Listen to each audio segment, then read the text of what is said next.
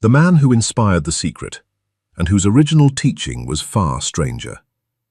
There is a film you have probably seen, or someone told you about it, or you watched it and felt something shift, and then that feeling faded, and you were not sure why. It made a promise, simple, enormous. Think the right thoughts, feel the right feelings, and the life you want will find its way to you. Millions of people believed it. Most of them still want to. A smaller number are sitting quietly with a question they do not say out loud. If that is how it works, why hasn't it worked? The answer is not that the film was wrong. The answer is that the film used one man's ideas and left out the part that made them make sense. His name does not appear in the credits. His books are not sold in airport terminals. He has been borrowed from so completely that almost no one who has heard his ideas knows they came from him. His name was Thomas Troward. He was a British judge, not a mystic, not a healer, not a man who had visions or claimed divine instruction. A judge, a man trained to follow evidence until it stopped and then say what he found.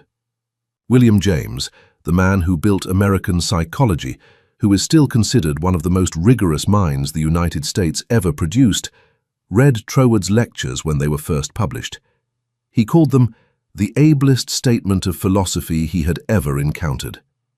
Not the most spiritual, not the most inspiring, the ablest. That word has a specific meaning, the most internally consistent, the most difficult to find a flaw in, the kind of argument that holds its shape even when you push on it. He said it because Troward had done something rare.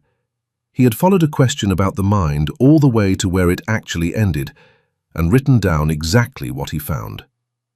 The film told you the universe responds to what you want. Troward said it responds to what you are. The film told you to visualize the outcome. Troward said visualization is the smallest part of the process, and the way most people do it is the way that makes it fail. The film said nothing about death. Troward followed the argument all the way to where it leads, and where it leads is somewhere the film could not go. Not because the idea was too complex, because it is too demanding. These are not small differences. They are the difference between a technique and an understanding, between something you perform and something you become. What you are about to hear is his actual argument, not a summary, not the simplified version, the original, the part that was taken, extracted, stripped of its context, and handed to the world as something it never quite was. You are going to start with something the film skipped entirely, the nature of the part of your mind that is actually running the process, and why the part you think is in control is not the part doing the work.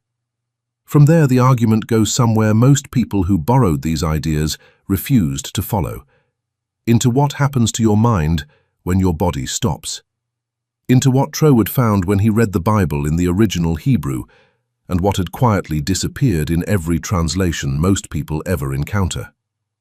By the end, one of two things will have happened. Either it will not land, and you will return to what you already believed, or something in the argument will catch, and you will realize that what the film gave you was not wrong. It was just the surface of something far older and far stranger. It begins now. Chapter 1. The Two Minds, and the One You Are Not Watching. The film told you to think about what you want. That is the right instruction. Given to the wrong part of you, there is something inside you that reasons, that reads these words right now and decides what they mean, that can argue with an idea, hold a position, change its mind, choose a direction, and abandon it before the day is over. You know this part. You live in it. It feels like you. Troward called it the objective mind, the conscious part, the part that operates in full view of your own awareness. It is real. It matters. But it is not where any of this actually happens. There is another part of you. It has been operating since before you had language. It does not reason. It does not evaluate or argue or ask whether something is true or useful or good for you. It accepts. Whatever your conscious mind impresses upon it with enough feeling and enough repetition, it receives as instruction. And then it executes. Not occasionally, not when conditions are favorable. Continuously, in the background, without pause, without rest, without a single moment of doubt about whether it should. This is the part of you that the film never described. And here is what you have almost certainly never been told about it.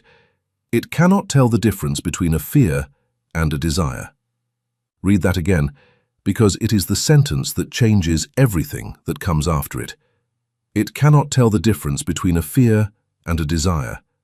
It reads the intensity of what it receives, not the direction. Which means, when you desperately want something, when the wanting is heavy and constant and shot through with urgency, your deeper mind receives that signal and begins building from it.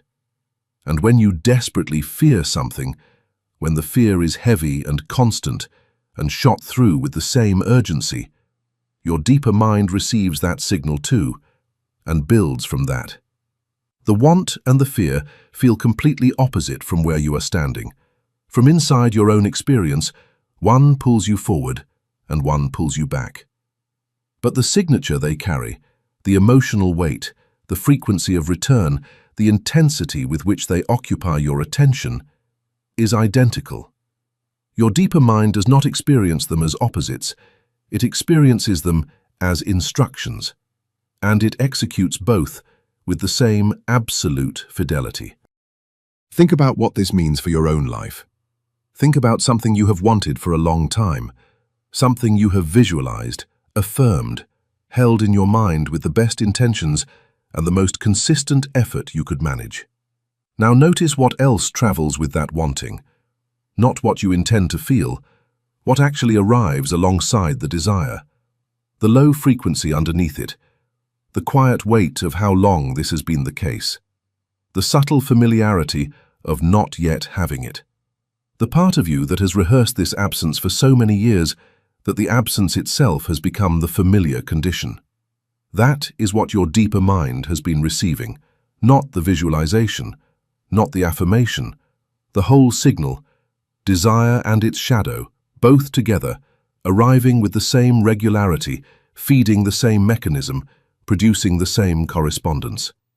This is why two people can practice the same method with the same sincerity and arrive at opposite results. It is not the practice that differs, it is the inner state behind the practice. And two people practicing from different inner states are not doing the same thing, regardless of what the surface looks like. The solution. Troward pointed toward is not a better technique. It is honest observation of what is actually there before the technique begins.